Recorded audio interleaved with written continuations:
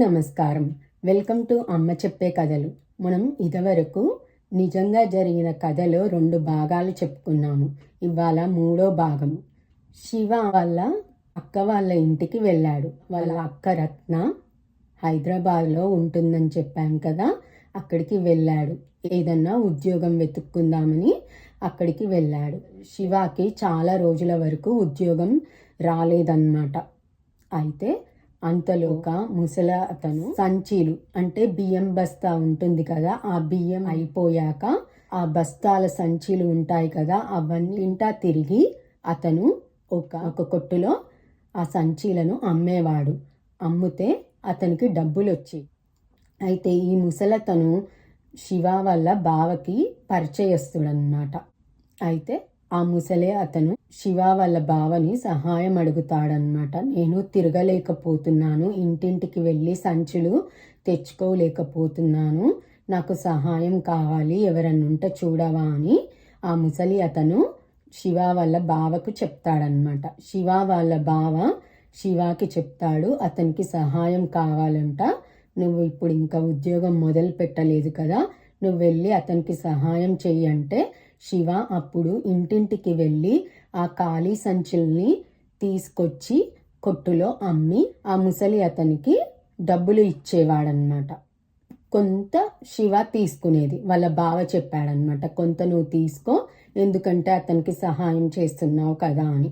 ఇలా కొన్ని నెలలు శివ ఖాళీ బియ్యం సంచులను ఇంటింటికి వెళ్ళి తీసుకొని ఆ వచ్చిన డబ్బులు కొంత డబ్బు శివ తీసుకొని మిగతాయన్ని ఆ ముసలి అతనికి ఇచ్చేవాడనమాట. కొన్ని నెలలు ఇలా గడిచాక శివ వాళ్ళ బావ అన్నాడు, ఒక దగ్గర ఉద్యోగం ఇస్తారు, నాకు పరిచయస్తులు ఉన్నారు అని శివ వాళ్ళ బావ శివాకి చెప్పాడు. బావ చెప్పాడు కదా అని శివ బావ ఇచ్చిన అడ్రస్కి వెళ్తాడు.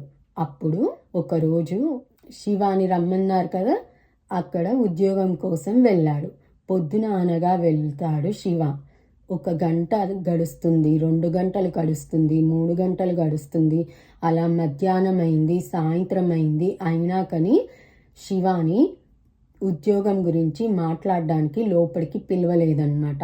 శివ ఎదురు చూసి పొద్దుటి నుంచి పొద్దున ఏం తిన్నాడో అంతే, అల్పాహారం, మధ్యాహ్నం సాయంత్రం ఏం తినకుండా అలా వాళ్ళు పిలుస్తారని ఎదురు చూశాడు.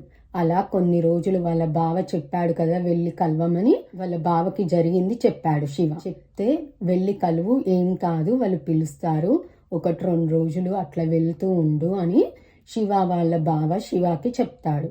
అప్పుడు వాళ్ళ బావ చెప్పినట్టే శివ వెళ్ళి రోజు అలా ఎదురు చూస్తున్నాడు. అయితే ఒకరోజు మళ్ళా వాళ్ళ బావ వచ్చి ఏమైంది అని అడుగుతాడు, నీకు ఉద్యోగం ఇచ్చారా అంటే, లేదు బావ, రోజు అలానే నేను ఎదురు చూస్తున్నాను, పొద్దున వెళ్తున్నాను, సాయంత్రం వస్తున్నాను, అయినా కానీ వాళ్ళు పిలవట్లేదు అంటే బావ చెప్తాడు వేరే. అయితే శివ వాళ్ళ అన్నయ్య లారీ ట్రాన్స్పోర్ట్ ఆఫీస్ వ్యాపారం పెడతాడనమాట. అయితే అందులో అతనికి నష్టం వస్తుంది.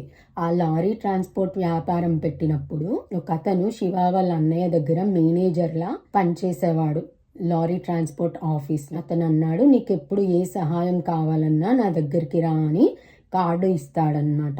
అప్పుడు శివ ఏం చేస్తాడంటే ఆ కార్డు ఉంది కదా, అది పట్టుకొని అతను ఇచ్చిన అడ్రస్కి వెళ్తాడు. వెళ్ళినప్పుడు ఆ మేనేజర్ వాళ్ళ బాస్తో మాట్లాడి శివాకి ఉద్యోగం ఇప్పిస్తాడు. శివాకి ఉద్యోగం వస్తుంది, నెలకి 50 రూపాయల జీతం అన్నమాట. ఇలా కొన్ని నెలలు చేస్తాడు శివ.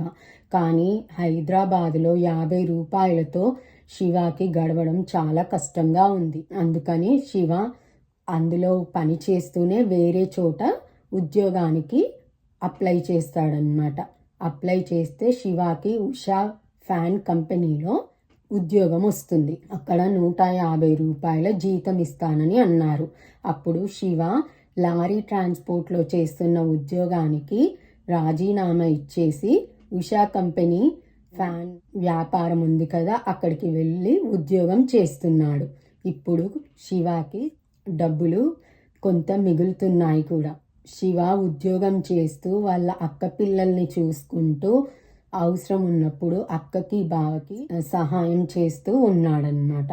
కొన్ని సంవత్సరాలు శివ ఉద్యోగం చేశాడు హైదరాబాద్ ఉషా ఫ్యాన్ కంపెనీలో ఉద్యోగం చేస్తున్నాడు కదా. అప్పుడు అక్కడ ఉద్యోగం చేస్తూనే వరంగల్ కోఆపరేటివ్ బ్యాంక్ లో ఉద్యోగాలు ఉన్నాయని న్యూస్ పేపర్ లో ఉద్యోగాల యాడ్ చూసి శివ వరంగల్ కోఆపరేటివ్ బ్యాంక్ కి అప్లై చేస్తాడు.